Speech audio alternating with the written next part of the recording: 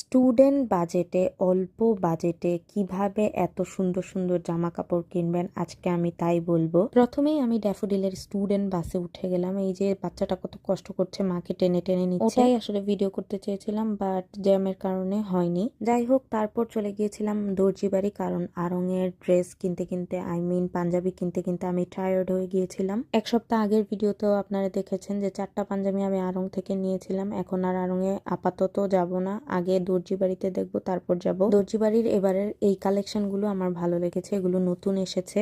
মির্জা আব্বাস নির্বাচনের দিন একটা পাঞ্জাবি পরেছিল, খুব সুন্দর, জাস্ট কলারে কাজ করা আর হাতায় কাজ করা ছিল। তো ওটা দেখেই আমার এখানে আসতে ইচ্ছে করেছে। ওটা দেখার পর থেকে আমার মনে হচ্ছে যে আমার বাবাকে পরলে ওই টাইপের পাঞ্জাবি খুবই সুন্দর লাগবে। অন্য সেকশন গুলোও দেখেছি, কোনোটাই আমার ভালো লাগেনি তেমন, শুধুমাত্র হোয়াইটটাই ভালো লেগেছে। আমি ভাইয়াটাকে বলছিলাম যে একটু আমাকে ধরেন, দেখি আমি কেমন লাগে। সো উনি ধরছিল, ভালোই লাগছিল আমার সবগুলা দেখতেই। লিটারালি কনফিউজড হয়ে গেছিলাম যে কোন পাঞ্জাবিটা নিব, যেহেতু হোয়াইটের মধ্যে সবগুলোই আমার ভালো লেগেছে। সো আপনারাই গেস করে ফেলেন আমি কোনটা নিয়েছি। আমার বাবা কিন্তু ফর্সা, সো যে কালারই পরুক না কেন, যেমনই পরুক না কেন, মাশাআল্লাহ ওনাকে খুবই সুন্দর লাগে। শুধু ফর্সা তাই না, আমার বাবার চেহারায় অন্যরকম একটা মায়া আছে।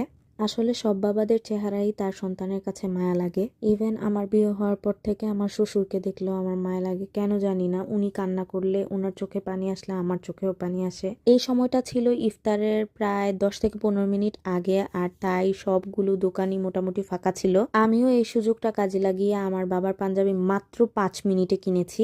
এই যে আমরা জাস্ট আড়ং আড়ং করি, এখানে যাই সেখানে যাই, সেলরে যাই, বাট আসলে অন্যান্য কালেকশনও অনেক সুন্দর এসেছে। এটাও একটা ব্র্যান্ড ছিল, ব্র্যান্ডটার নাম আমি ভুলে গেছি। এই শোরুমে বেশ কয়েকটা ড্রেস আমার পছন্দ হয়েছে, অ্যান্ড প্রাইসও দেখলাম প্রায় সেম সেম প্রাইসই দিয়ে রেখেছে। ওয়ান পিসগুলো 2600 প্লাস ভ্যাট আছে, টু পিসগুলো 3200 3500 প্লাস, অ্যান্ড থ্রি পিস তো সব 5000-এর উপরে, 6000-এর উপরে, 7000 8000 টাকা করে। তার মধ্যে আমার হাজব্যান্ড আমাকে কল দিয়ে চিল্লাচিল্লি করছিল যে তুমি শপিং করতে গেলে খাওয়া দাওয়া করো না, তুমি উপরে চলে যাও, যাও গিয়ে খাওয়া দাওয়া করো, জায়গা পাবে না। যেই কথা সেই কাজ, গিয়ে দেখি একই অবস্থা। আল্লাহ, জায়গা তো নাই, মানে নিচেও জায়গা নেই, ফ্লোরেও জায়গা নেই। আর খাবারের প্রাইস তো বলে লাভই নাই, যা তা খাবার দিয়ে রেখেছে। এগুলাই প্রায় সব 350 করে প্লেট, আর কিছু করার নেই, এটাই খেতে হবে।